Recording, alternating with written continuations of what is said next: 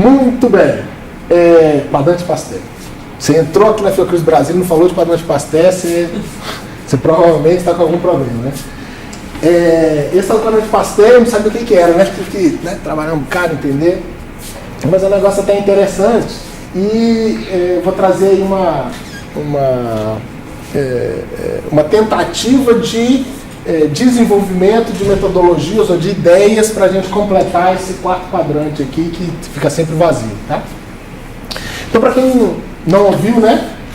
Pelo menos 2 dias foram falados pelo menos umas 5 vezes no quadrante Pasteur, mas é uma definição com base num relatório que foi feito sobre a ciência no pós-guerra nos Estados Unidos, aí depois criaram esse conceito, ou um livro, e aí falaram sobre esse conceito. E aí, basicamente, você tem pesquisas que são pesquisa básica, que eles chamam de pesquisa básica, que é pesquisa que procura o conhecimento por si só, né? Ou então um conhecimento puro. Eu estou estudando isso porque eu quero entender como funciona. Eu não penso numa aplicação daquele conhecimento, seja ele em qual área que for. Eu quero estudar esse granito porque eu quero entender como que ele é feito, como é que ele é a produção dele, não que eu quero necessariamente melhorar ele para fazer um produto final, mas eu quero entender. Então esse aqui é o conhecimento, uma pesquisa básica em qualquer área. Aí você tem a pesquisa aplicada propriamente dito. Então ele chama aqui de Bohr, né? O Bohr foi que fez a hélice lá dos elétrons, né? A pesquisa aplicada, o Edison, né? Thomas Edison, que foi um dos maiores, eu não sei se foi a pessoa que mais teve patentes no mundo, mas se não foi a que teve mais, ele está, né, no top 10 lá, pelo menos. Então tudo que ele fazia, ele pensava na aplicação. Pô, vou fazer uma cadeira aqui que vai melhorar a pessoa, vou fazer.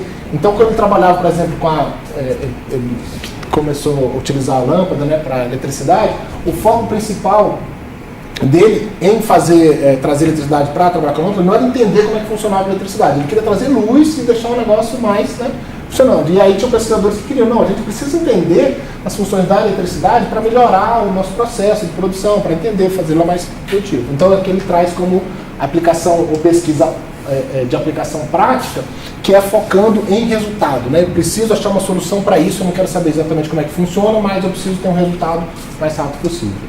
E aí eles utilizam o Pasteur, né, que é o tal do quadrante, para definir que ele está aí no meio do caminho. Ele é uma pesquisa para se aprofundar no conhecimento, mas ele está pensando no resultado, né? Então ele tinha um problema de saúde muito grande na Europa, França, Inglaterra, na região. E aí mas ele queria entender como é que os vírus se multiplicavam, né, qual era o problema, como é que a doença se replicava, mas tinha uma aplicação prática que era resolver o problema de saúde da região, né, da época. Então aqui é o chamado quadrante de Pasteur, onde você pega essa pesquisa básica e se associa a essa pesquisa aplicada e tenta fazer um mix dos dois.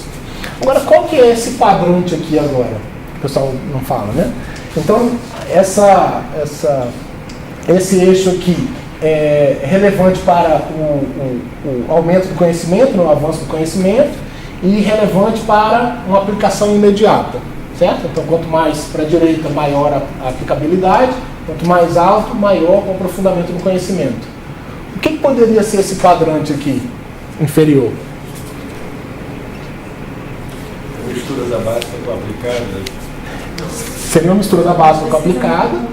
Voltada para o interesse prático, de uma necessidade prática. A necessidade prática de aplicação imediata está aqui na ponta. Então seria uma aplicação prática, eu diria, mas não pensando numa aplicação imediata.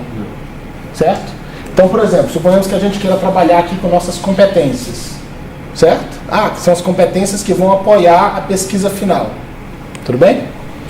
Essas competências que estariam aqui nesse lado, são competências que a gente está querendo para fazer uma aplicação imediata. Eu preciso aumentar as competências informacionais, competências relacionais, competências gerenciais. Eu estou pensando nisso para aplicar já amanhã? Provavelmente não, assim, um negócio mais a longo prazo. Então a aplicação dela não é tão imediata. Eu estou tentando me aprofundar no conhecimento sobre a leishmania diretamente, né? É uma solução? Não, eu estou querendo apoiar uma pesquisa que vai se aprofundar no conhecimento. Tudo bem? Então, se a gente forçar a barra, o que a gente está tentando é mais ou menos isso daqui no que diz respeito às competências. Certo? Ou seja, a gente está querendo aprofundar no conhecimento, mas não no conhecimento propriamente dito. Eu não estou me aprofundando no conhecimento de competências relacionais. Se eu tivesse me aprofundando no conhecimento de análise de redes, ou ciência de redes, que é o que o pessoal chama, eu estaria com o pessoal da matemática, da física, trabalhando em estruturas de redes. Então você tem lá uma área de conhecimento que chama ciência de redes. Não, eu não estou trabalhando lá. Eu quero pegar o conhecimento que ele já tem, utilizar ele de forma prática aqui, para apoiar pessoas ou pesquisadores que estão se aprofundando na pesquisa sobre leishmania. É isso que hoje eu estou fazendo, certo? Então eu tenho uma aplicação prática, aplicação imediata, eu vou ajudar eles a entenderem como é que são as relações, mas a aplicação prática vai ser quando eles encontrarem um resultado do tratamento. Está falando da figura do knowledge broker, que vai aproximar a necessidade da pesquisa básica. De alguma maneira fazer dialogar o gestor com o pesquisador. Seria mais ou menos isso. Né? Essa função ela é muito bem, quando a gente trabalha com análise de rede, a gente vê muito bem claro que são as pessoas que fazem essa ponte. Mas essa ponte eu acho que poderia ser alguma forma de preencher esse quadrinho aqui. Isso. Ou seja, quais são as competências que não são de aplicação imediata e que não são para aprofundamento do conhecimento prático, mas que visam apoiar a médio e longo prazo, curto, médio e longo prazo, esse quadrante como todo. Beleza? Então vocês podem sair aqui falando daqui que já ouviram falar pela 6ª vez consecutiva sobre o quadrante Pasteur. Tudo bem? Empolgados em preencher esse quadrinho aqui? Eu estou muito. Gostaria de contar com o apoio de vocês. Bem, pessoal. Claro. Não, é o seguinte, eu não me apresentei aqui, você está falando, na realidade também sou da área de comunicação. E eu penso que toda essa sua discussão aqui, tudo que está sendo colocado aqui, a grande lacuna é exatamente a comunicação, né? Quer dizer, entre o gestor e o decisor. E desde 2005 eu trabalhei no DECID como consultor da Fundação, né, com o Reinaldo Guimarães, e lá a minha tarefa era fazer uma pesquisa intensiva sobre knowledge broker. É exatamente isso. E aí é uma proposta que eu estou conversando aqui com o Cláudio Barreto, que depois a gente pode socializar aí no momento oportuno, que tem a ver com essa necessidade. Me parece que falta, né? Eu sou jornalista científico, tá? Então o meu papel sempre foi traduzir o pensamento do cientista para o público leigo. E sempre me causou estranheza, sendo jornalista científico, a lacuna que existe no campo das políticas, dessa figura que seria eu, né? Que agora estou aqui na meu outro eu fui jornalista de grandes redações do Jornal do Brasil e tal, na área de ciência, mas agora estou vindo para o serviço público, podendo perceber a importância desse papel que eu fazia na esfera privada, você está entendendo? Porque falta essa figura efetivamente que aproxime a necessidade que está lá no campo, que o Jorge Barreto mostrou muito bem ontem, né? Com a pesquisa que é realizada, né? E o gap é impressionantemente grande, né? Porque é o gap entre o que a gente conhece, que está tudo consolidado nos artigos científicos, e o que vai lá para a prática, no território. Isso se a gente pensar só o Rio de Janeiro, nós vamos pensar Porto Velho, Rondônia, Acre, é um negócio impressionante. Uma tarefa assim, uma cruzada, né? Eu acho que todo mundo que está aqui deveria se engajar no batalhão aí. É o começo do exército de Brancaleone. Essa é a nossa tarefa, né? Engajar todo mundo. Não, eu queria felicitar também pela qualidade das palestras, porque eu estou muito bem impressionado. Vim do Rio, né? Que supostamente é onde tudo acontece, né? Na Fiocruz, né? E tal. E estou muito impressionado com a qualidade aqui dos debates aqui em Brasília. Felicitar aí a organização. Que bom, que bom.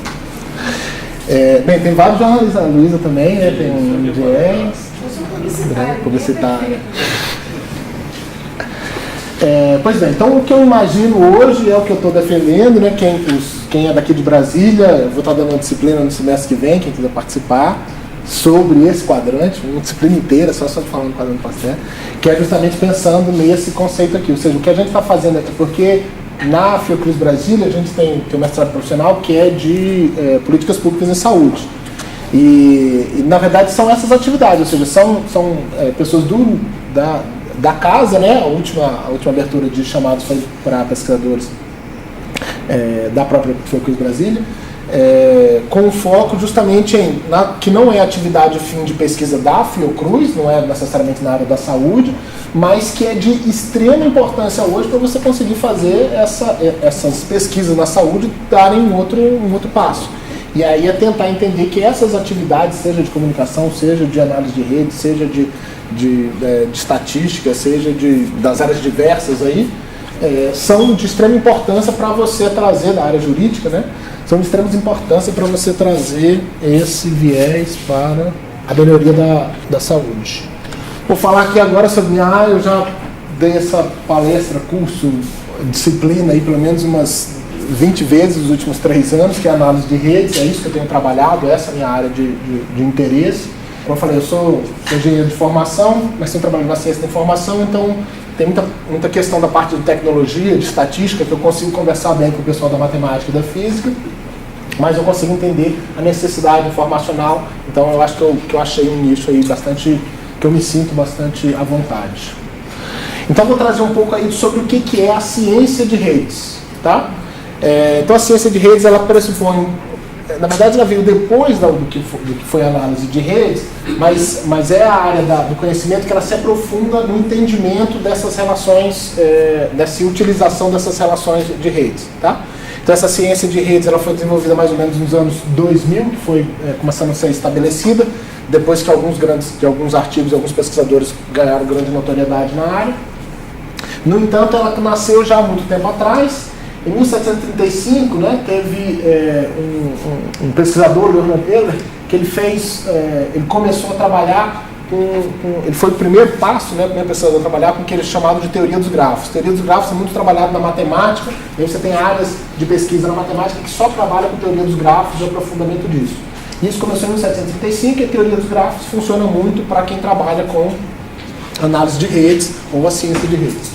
Então, em 1735, o Euler morava numa cidadezinha aqui no interior da Áustria, se não me engano, né, que chamava Königsberg, e aí eles tinham lá 7 pontes, né? Basicamente são essas aqui, esse aqui é como se fosse o mapa da cidade, esse aqui é o mapa da cidade atual, então realmente existe a ilha, realmente existem as pontezinhas, eu não sei se hoje em dia são 7 ainda, mas basicamente, e aí essas pontes aqui estão em verdes, aqui são o ar.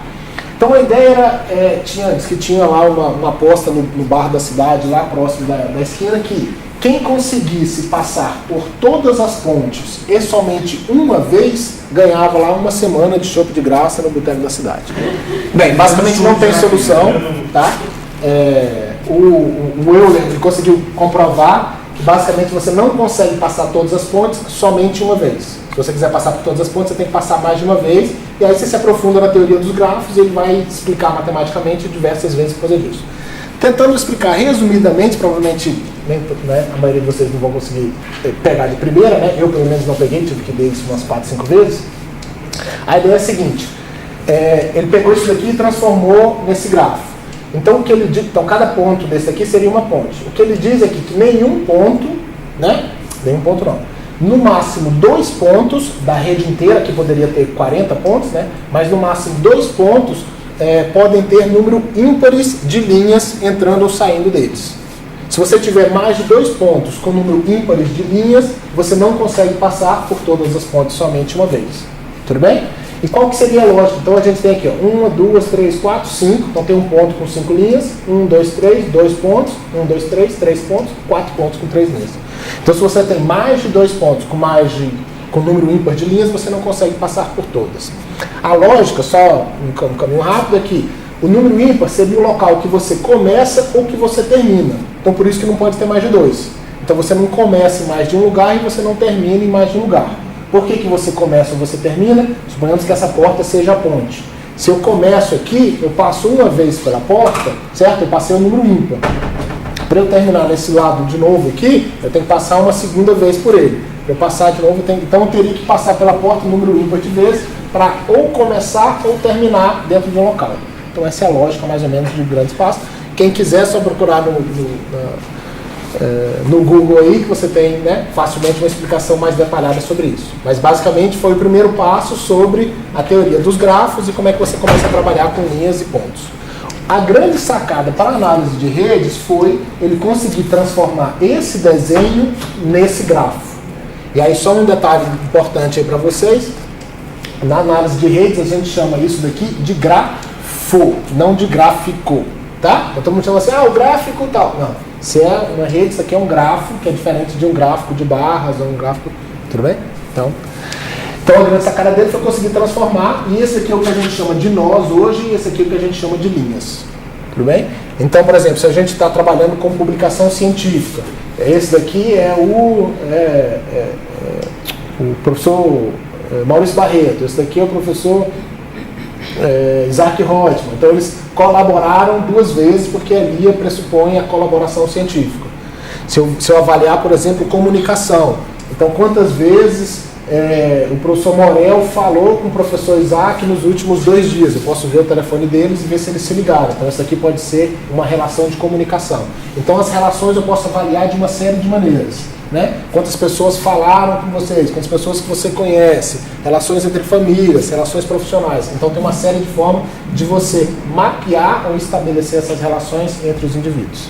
Tudo bem? Tem software que fala vértices e laços também, né?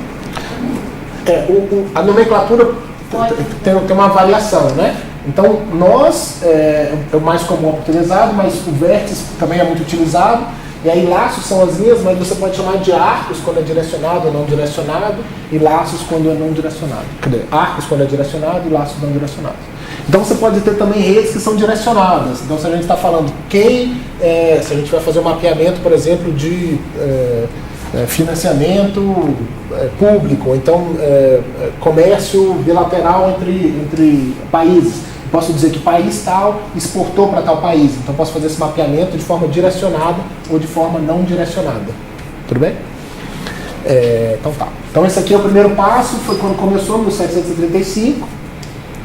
Aí, depois, na Hungria, teve um pesquisador não, na verdade, ele era um escritor, comunicador, né?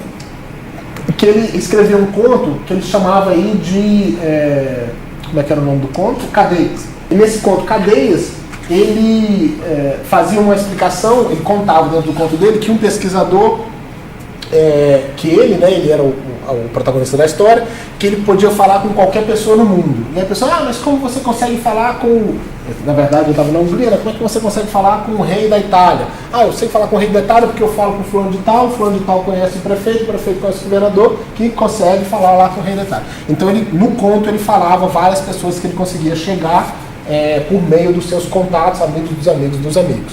Então, foi a primeira vez que ele começou a falar sobre essas relações, e depois a gente veio a conhecer ou ser difundido como 6 graus de separação. A gente vai falar mais adiante. Então, aqui, o grande lance é que você tem essa pessoa aqui que conhece essa pessoa, que conhece essa, que aí você consegue se conectar com qualquer uma. Tudo bem? A grande sacada que teve uma pesquisa posterior, que a gente vai falar logo adiante, são essas pessoas que estão no centro, certo?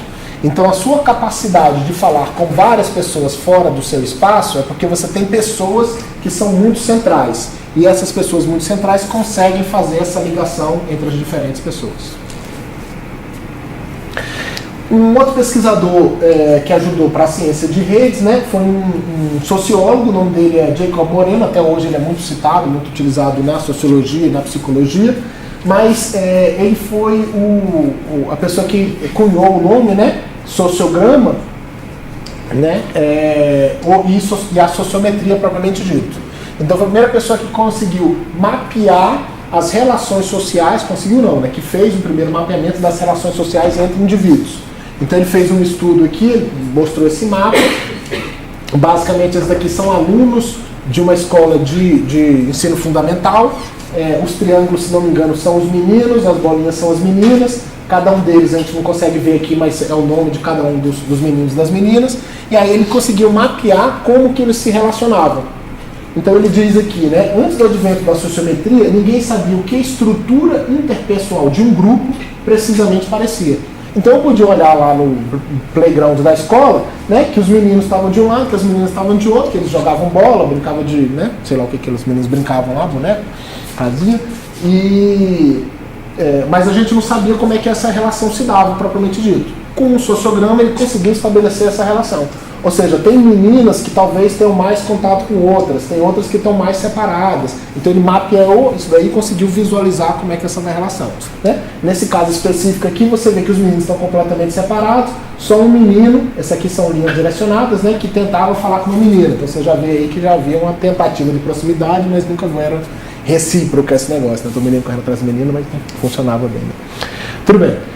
Então esse aqui foi o primeiro passo para você entender as relações sociais. Em 1930 já começou a trabalhar com isso. Depois pesquisadores da área das exatas, né? Paul Erdos é um dos maiores pesquisadores que tem. O pessoal tem um negócio que eles chamam de Erdos Number. Ele provavelmente foi um dos pesquisadores que mais publicou no mundo na área das exatas, né? Se não for o primeiro, ele é o segundo. E aí basicamente eles têm o que eles chamam de o quanto distante você está de Erdos. Então basicamente se você publicou com alguém, que publicou com alguém, que publicou com ele, o seu número Erdos é 3, certo? Então o pessoal da área das exatas tem essa avaliação assim de quanto próximo que você está dele. Eu estou tentando fortemente, né, publicar com o pessoal lá dos Estados Unidos que ele é número 2. Então eu eventualmente vou ser Erdos 3 se eu conseguir uma publicação com ele, que foi o pesquisador que a gente trouxe para a publicação. Ele ia ser Erdos 1, ia fazer a publicação com ele, né, que é o Boleslav, mas parece que o Erdos faleceu antes de concluírem a publicação. Mas bem, então esse Erdos e o Renyi, eles começaram a trabalhar sobre grafos aleatórios, que eles chamam, né? Então o grafo aleatório, é termo geral para se referir a distribuições de probabilidades sobre gráficos. Grafos aleatórios pode ser descrito simplesmente como uma distribuição de probabilidade e processo aleatório que gera. Então foi a primeira vez que ele começou a botar uma série de nós e falou assim, pô, se eu botar relações com eles no formato X, qual a estrutura que eu consigo perceber? E aí ele criava de forma randômica esses grafos, essas linhas, e aí começava a estudar essas estruturas. Qual que é o problema com esses grafos aleatórios que ele começou a trabalhar? De forma empírica, na sociedade, a gente não tem relações randômicas. Então suponhamos que todos vocês, né, sejam colocados, todos vocês, 100 pessoas, sejam colocados numa sala, né? A luz está apagada, ninguém se conhece, eu vou falar assim, eu vou acender a luz agora e vocês começam a se relacionar com as pessoas e eu vou mapear as relações que existem. Ninguém de vocês se conhece, né? Ninguém nunca se viu, e aí a gente começa a mapear essas relações, certo? Essas relações poderiam ser aleatórias? Provavelmente não. Você vai falar com alguém, né, dentro dessa sala, né, se a ideia for dar uma continuidade em algumas situações, com alguma intenção, seja ela qual for.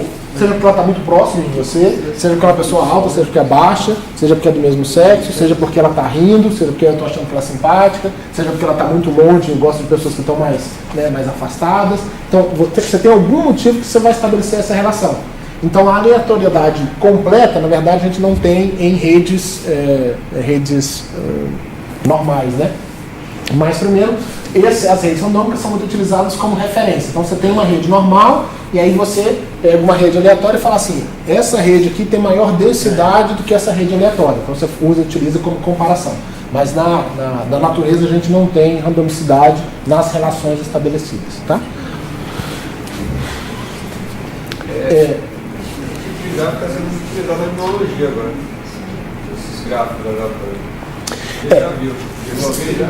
Então, a ciência de redes é a ciência que estuda a estrutura das redes. A aplicação disso teve como início, né, o pessoal que tentava estudar quais eram as relações, mas o maior crescimento que tem tido hoje tem sido na área da saúde, longe do segundo lugar. Então tem gente que está utilizando mapeamento do cérebro, utilizando análise de redes, eles fazem interação proteína-proteína para tentar entender quais são as moléculas, quais são esse tipo de relação. Então isso está sendo muito utilizado, mas assim, passos largos. O que eles dizem, pelo menos os defensores da ciência de redes, é que daqui a algum tempo você não vai ter mais saúde geral, mas você vai ter saúde do indivíduo baseado nas suas relações dentro do seu corpo humano. Então dá um mapeamento de como que os seus órgãos, células e afins se relacionam, e aí você tem um tratamento para aquele específico.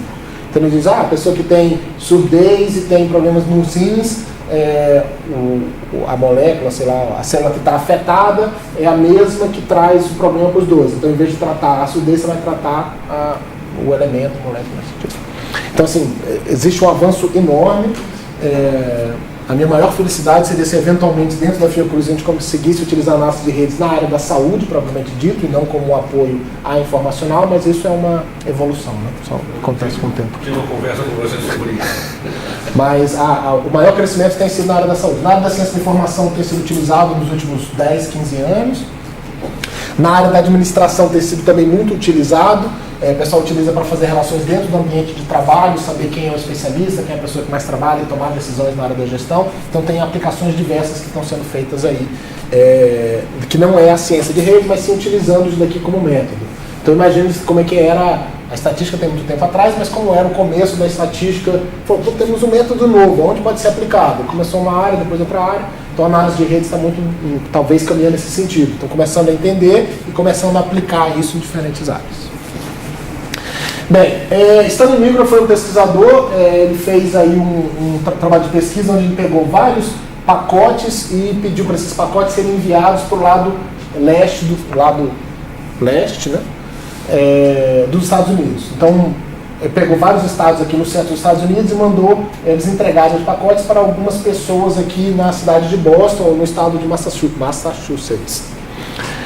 E a pesquisa era basicamente o seguinte, ele pegou lá 10 mil pacotes, pacotes, era cartas, envelopes, entregava para as pessoas e falava assim, ó, eu quero que você entregue esse envelope, né, para essa pessoa lá em Boston, mas você só pode mandar esse envelope para uma pessoa conhecida sua. Você não pode simplesmente pegar nas páginas amarelas o nome dessa pessoa, pegar o endereço e enviar para ele. Então essa era a regra. Então pega todo mundo aqui, entrega uma carta, ó, preciso que vocês mandem essa carta para 10 pessoas, ou 20 pessoas, ou 100 pessoas lá em Porto Velho. Tudo bem? Essa era a regra. Só que você só pode mandar para uma pessoa que você conhece. Isso não conhecesse ninguém. Se você não conhecer ninguém, pode ser uma pessoa problemática, né? Não conhecer ninguém em Porto Velho. Não, esse é o problema. Não, mas essa é a questão. E chegar lá através de uma rede de contato. Exatamente. Não é que você tem que entregar uma Porto Velho. Tem que Tipo 6 graus de separação. Exatamente. Então, essa foi a pesquisa que gerou o conceito de 6 graus de separação. Apesar do Stanley Milgram nunca ter falado de 6 graus de separação, essa foi a pesquisa que começou tudo isso. Você podia chegar de forma direta, você podia chegar de forma número 3, número 4, número, né? Exatamente. E aí a pesquisa, né, teve vários resultados, dentre eles milhões de pacotes foram perdidos no meio do caminho, né, porque uma coisa é você convencer a pessoa que está recebendo a passar para o segundo. Agora, imagina o sexto da linha. Pô, teve um cara que eu não conheço, que é conhecido de um desconhecido meu, que pediu para mandar um pacote para alguém que eu não faço nem ideia, que não está nem no meu estado. Pô, pega esse pacote e joga fora, né? Não tem nada a ver comigo. Então, vários pacotes se perderam, vários pacotes ficaram dando volta, né? Ah, eu conheço essa pessoa, mas eu conheço essa pessoa, e nunca sai do lugar. Mas alguns dos pacotes chegaram ao destino, que foi Massachusetts. E aí, nesse resultado da pesquisa, o que ele encontrou foi justamente aquilo que eu estou falando das pessoas principais. Esses pacotes que chegaram no final, né, muitos deles passaram por um certo grupo de pessoas. Então, tinham 10 pessoas, né, não sei se eram 10, né, mas X pessoas lá em Boston, que todas elas receberam esses pacotes para passar para alguém em Boston. Então eram pessoas centrais em Boston que, pô, eu não conheço ninguém, mas eu conheço esse cara em Boston. E aí todo mundo, né, conheciam esses caras em Boston. E esses caras, pô, já é 15ª vez que eu recebo isso daqui, já sei o que fazer. Manda pra fulano de tal, conheço ele. Ah, não conheço esse cara especificamente, mas eu conheço alguém no bairro dele. Aí manda pra ele, tira dele. Então ele descobriu que, depois de muitos pacotes perderam, que existem pessoas centrais, essas pessoas centrais são importantes para fazer essa ligação, certo?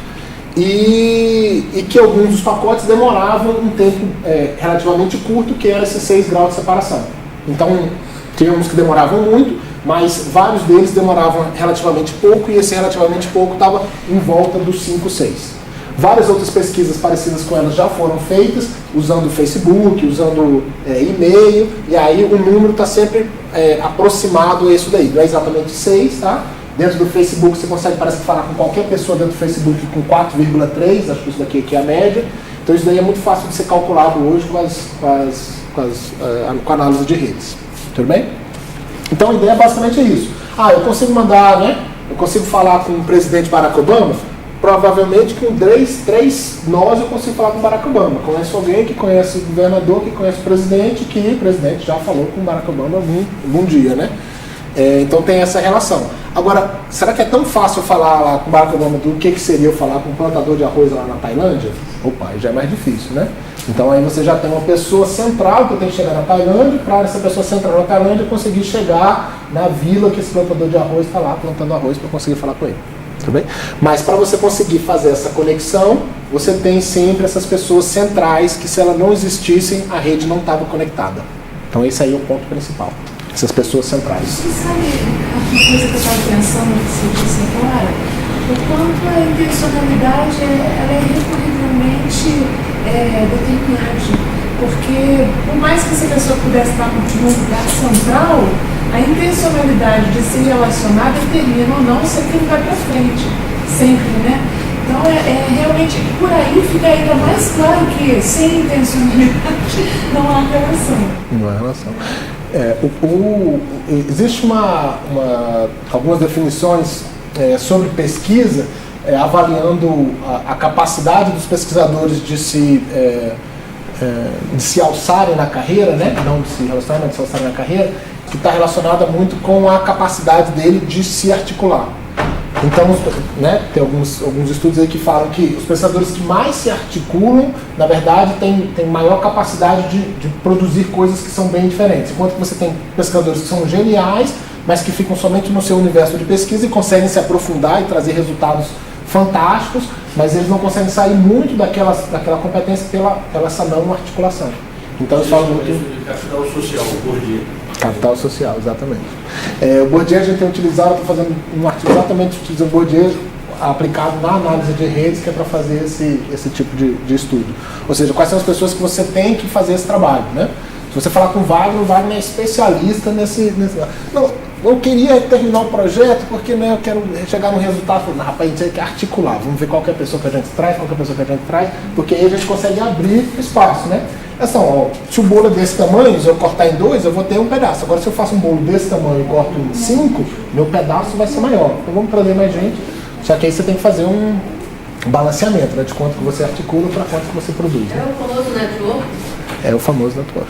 Só que aí você tem que saber, o network e o resultado. Né? Se você só faz network e não gera resultado, você, mas esse cara é só blá blá blá e não tem... As pessoas falam muito de network e pouco de resultado. E todo mundo reflete muito sobre o network, mas esquece dessa dimensão que você está colocando. Basicamente, Pragmática, né? Uma dimensão pragmática. Pois bem, outro cara muito interessante aí na análise de redes, que é muito utilizado sobre isso, é o tal do Granover, que ele é sociólogo. Então, só lembrando, ciência de redes é uma ciência que hoje é trabalhada pelo pessoal da física, da matemática e da computação, basicamente, né? Eu tenho ido em vários congressos da ciência de redes e eu sou um peixe fora d'água lá, né?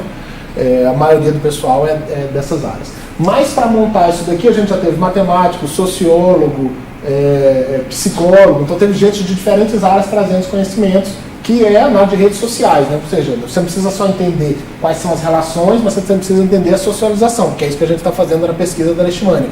A gente já tem os grafos maravilhosos, com 10 mil nós, 15 mil nós, sabe todo mundo que trabalha com todo mundo, mas na verdade o que acontece é a gente precisa saber o entendimento dessas relações entre eles, por que eles realmente se relacionam. Bem, então o Granover trabalhou um negócio que chamava Força dos Laços Fracos, que basicamente num artigo que ele fez um artigo, mandou para uma revista, e ele falou, ei rapaz, isso aqui é um negócio lixo, você não é pesquisador, vai embora daqui que você não adianta em nada. Então, quando a gente está falando de força dos laços fracos, a gente tem essas relações, quando o Granover estava trabalhando, é que quando você trabalha essas relações que estão próximas de você, você consegue fazer uma relação direta que traz algum benefício, mas esse benefício ele está limitado à quantidade de pessoas que você tem próximo de você, mas que fazem o mesmo tipo de coisa. Quando você extrapola essa distância para pessoas que estão fora do seu círculo mais próximo, as suas possibilidades aumentam muito mais. Então, suponhamos aí, por exemplo, que você, né, acabou de sair, né, do doutorado, está procurando, né, alguma carreira na área da pesquisa, e aí você começa a procurar com as pessoas que estão próximas de você. Falando de tal, tem algum trabalho de pesquisador para essa área, né? Você fala com o primeiro, fala com o segundo, fala com o terceiro. Depois que você fala com o 10º, 15º, 20º, se são todos muito próximos de você, suponhamos que sejam todos aqui dentro da própria Fiocruz, a capacidade do 21º trazer algum benefício para aquilo que já foi feito de network é muito pequena. Por quê? Porque as pessoas que estão próximas ou que estão dentro aqui da própria instituição, da própria Fiocruz Brasília, têm o mesmo capital network, mesmo fonte de cooperação. Então o primeiro conhece 10 pessoas, o segundo conhece 10 pessoas, mas 5 das 10 pessoas que o primeiro conhece são as mesmas. O terceiro e assim por diante, né? Ao passo que, se você faz uma análise com um pesquisador que está fora daqui de Brasília, que está no Rio de Janeiro, tem pessoa que eu acabei de encontrar, não vejo você desde que eu tinha 10 anos de idade. Fala assim, acabei de acabar meu doutorado, estou querendo agora um processo de pesquisa. as fontes de, mesmo que não seja a pessoa próxima, que você não fala todo dia, que não seja muito sua amiga, mas as fontes de abertura que você tem para novas relações é um negócio muito maior do que você teria nas áreas, ou se você teria no pessoal próximo. Então, o trabalho dele basicamente foca nisso. Ou seja, se você se relaciona com pessoas que estão fora do seu grupo mais próximo, você tem uma possibilidade, né, de abertura muito maior. É um canal de comunicação mais difícil, porque é uma pessoa que não está próxima de você, mas ele ajuda a abrir novas portas. Tudo bem? Essa ideia, trazendo agora para a nossa, né, inteligência cooperativa, ela está muito próximo de como é que a gente consegue, nas diferentes áreas de conhecimento, trazer pessoas de diferentes unidades, de diferentes áreas do conhecimento, e essas pessoas fazerem os seus próprios networks dentro das suas áreas de trabalho, dentro dos seus conhecimentos, e conseguir agregar tudo para um projeto único. Então esse daqui é o que seria o grande trabalho do que a gente está fazendo aí de laços fracos. Tudo bem? Dúvidas? Bem, só terminando aqui rapidamente, a gente tem as redes mundo pequeno. As redes muito pequenas está muito relacionado com essa questão dos pesquisadores que estão muito próximos entre você. E aí, o que foi encontrado nesse estudo, né, do Watson e Strogatz, é que você tem grupos muito coesos, que se relacionam muito entre eles, mas esses grupos eles se relacionam com outros grupos com base em pesquisadores específicos, que aí entra a questão do knowledge broker. Então, muita gente fala isso sobre na ciência da informação. Então, uma pessoa lá que é o gatekeeper, que o pessoal utiliza. Então, o gatekeeper é aquela pessoa que faz a ponte entre uma área do conhecimento e outra área do conhecimento. Então, essas pessoas são as pessoas importantes, lembrando lá do que a gente falou dessas conexões, são as pessoas importantes que estão relacionadas com a capacidade de você manter o grupo todo coeso. Então, se a gente tivesse pessoas que só falassem biologia molecular, vamos estar aqui falando todo mundo, aí você tem uma pessoa que entende biologia molecular, mas também entende de estatística. Opa, então ela consegue conectar com o pessoal do grupo da estatística, que vai trazer competências que você não teria nesse grupo específico. E aí você tem uma pessoa aqui que fala, sei lá, uma outra área do conhecimento que é necessária para apoiar. Então é isso que a gente está tentando fazer aqui agora. Então a ideia dessas competências que estão tentando promover, seja competências na área de gestão, informacional, relacional, é justamente trazer esses knowledge brokers, esses gatekeepers com as diferentes áreas de conhecimento. E aí com isso alavancar a área de ciência na área da saúde ou em diferentes áreas também. Tudo bem? Sim. O que me passou agora pela cabeça, quanto uma reflexão que eu tive, foi agora mesmo que isso aconteceu. O quanto insights. São conexões, né, que vão tentando, enfim. O que estava me ocorrendo agora é o seguinte, o quanto que o knowledge broker, como conceito, parece evoluir em algumas dimensões que o gatekeeping acanha. Né? São funções diferentes. E o keeping justamente parece, né, não tem coisas. Exatamente, parece que é uma manutenção, né, de uma membrana entre uma coisa e outra.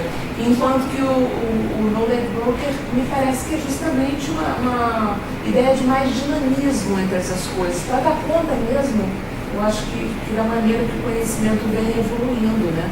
Antes você tinha as especialidades muito enclausuradas, né, em si mesmas. E eu acho que tem uma questão aí, que é uma questão que eu vou estar conversando, que é um conceito que eu estou pensando a partir de Bourdieu, que é de repertório. Então agora você tem que ter uma competência relacional, de discurso também, para poder construir determinados conceitos que antes estavam ou fazem parte de uma disciplina ou fazem parte de outra disciplina, e agora eles têm que andar juntos, como info, nanotecnologia, por exemplo. Né? Sim. Antes você não teria essa capacidade puramente conceitual dentro de gatekeeping. Essas competências, essas capacidades de fazer essas relações, essas ligações, elas podem ser utilizadas tanto para o benefício individual. Então, se eu quero fazer aquisição e venda de equipamentos de um carro, por exemplo, Se eu sou a pessoa que consigo ir lá para Goiânia, comprar um carro e vender aqui em Brasília por um preço maior, eu sou a pessoa que faz essa conexão. Então eu vou tentar tirar vantagem acima disso. Mas eu posso também, do mesmo lado, ser a pessoa positiva que, pô, eu quero pegar todo o conhecimento que está tendo lá em Goiânia e trazer disponível aqui para Brasília nesse caminho. Então é muito esse estudo da capacidade do poder que o indivíduo tem e como que ele vai estar utilizando, seja benefício próprio ou interesses comuns ou não. Por último, um dos grandes pesquisadores, né, até o professor Morel tinha mencionado ontem, o Barabasi, ele é um pesquisador que começou a trabalhar com redes livres de escala, e basicamente a rede livre de escala ele faz uma relação de que você tem alguns nós que tem uma relação muito grande com a maioria das pessoas, que são as pessoas que fazem realmente a ponte, e uma quantidade muito grande de nós que tem relações muito poucas ou muito pequenas.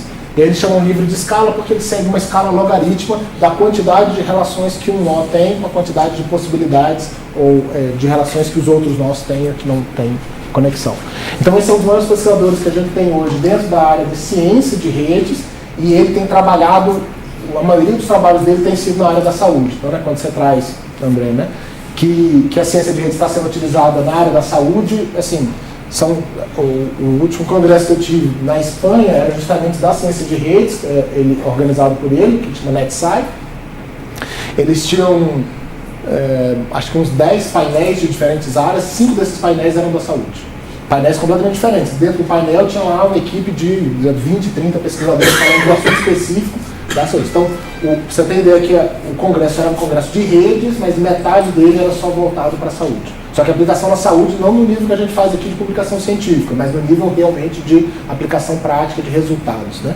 Se você for ver, por exemplo, o Harvard Medical School, os grandes pesquisadores lá na área de inovação, você tem uma área somente com o pessoal trabalhando com análise de redes especificamente. Então, assim, as grandes escolas, as grandes áreas estão utilizando isso de forma enfática.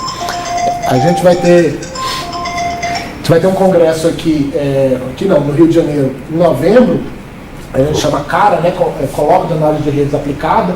A Bruna, como o Marcelo está fazendo essa coordenação do evento.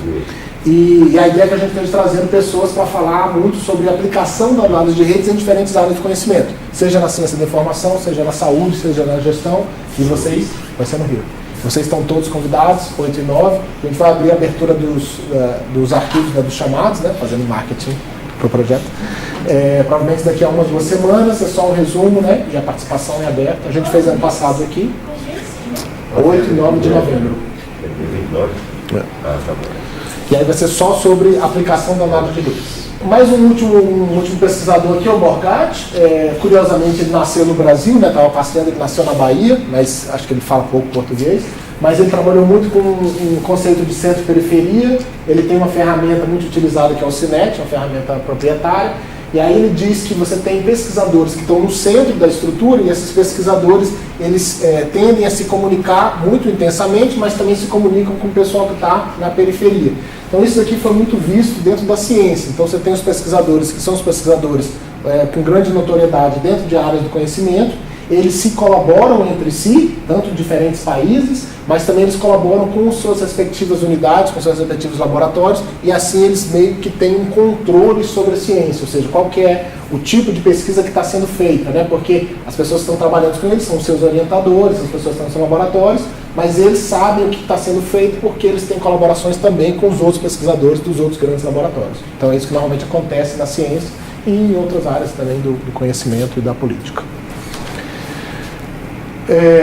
Por último aqui, só mostrando que a análise de redes ela tem crescido enormemente aqui na área de citações para publicações científicas, na área de exatas, tá?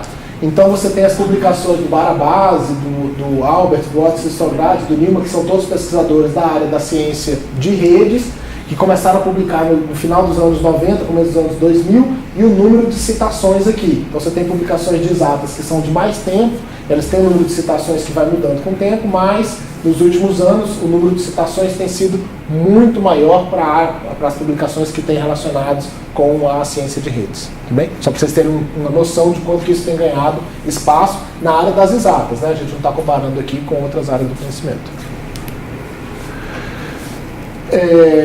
Bem, aqui finalmente a gente vai estar mostrando algumas ferramentas. Como eu falei, eu tive um probleminha aí com o notebook, então a ideia é que eu mostre os resultados e que isso sirva como um chamariz para as competências que a gente vai ter que estar desenvolvendo para estar trabalhando com isso. Então a ideia é que eu pegue um recorte aí da Leishmania, a gente vai dar um intervalinho aí de uns 10 minutos, enquanto eu consigo organizar as coisas por aqui, e aí mostrar como é que a gente faz dentro de um recorte, dentro do universo de publicação científica, busca esses dados, faz a análise de redes rapidamente, faz uma análise de texto, só para vocês entenderem que existe a possibilidade de você utilizar ferramentas que não tem um esforço muito grande em termos de curva de aprendizado, para disponibilizar espaços para análise. Aí a análise realmente você precisa ter um certo, né, tem uma curva de conhecimento aí, de aprendizado que precisa ser trabalhada. Mas pelo menos para a utilização dessas ferramentas é relativamente rápido e fácil. E aí depois tentar difundir isso nas diferentes unidades como competências para servirem de colaboração, de cooperação com as atividades fins. É isso que a gente gostaria. Tudo bem? E aí, por fim, as últimas meia hora, 45 minutos, a ideia é que a gente se divida em grupos aí de 3 ou 4 para definir um plano estratégico de inteligência cooperativa para o que seria o programa Leishmania. Então aí eu estou agora contando com a participação, envolvimento, empolgação de vocês para todo mundo, a gente conseguir desenvolver pelo menos esse início de pensamento de o que é necessário para se trabalhar de forma cooperativa. Tá? O que tem que ser feito, né? Vamos criar, como eu falei, vai criar um grupo no WhatsApp, criar um espaço, vamos fazer uma plataforma Ágora funcionando, né? Mas pensar um pouco sobre isso, o que seria necessário para se trabalhar de forma cooperada. Tudo bem?